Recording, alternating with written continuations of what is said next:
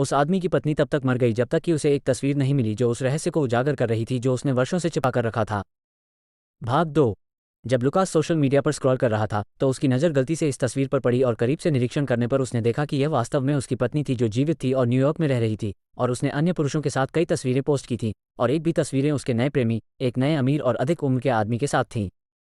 इसके बाद लुकास ने फोटो पर कमेंट करते हुए कहा, जब आपका पति आपको घर पर बेसब्री से ढूंढ रहा है तो आप दूसरे पुरुषों के साथ जीवन का आनंद ले रही हैं।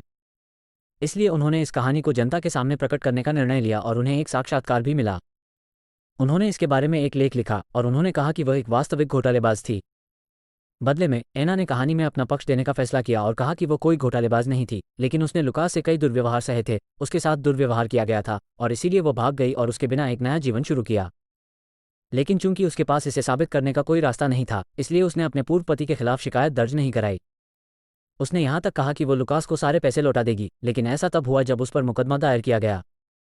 वो अमीर आदमियों के पैसे पर जीना चाहती थी, लेकिन पूरी दुनिया के सामने उसे अपमानित होना पड़ा।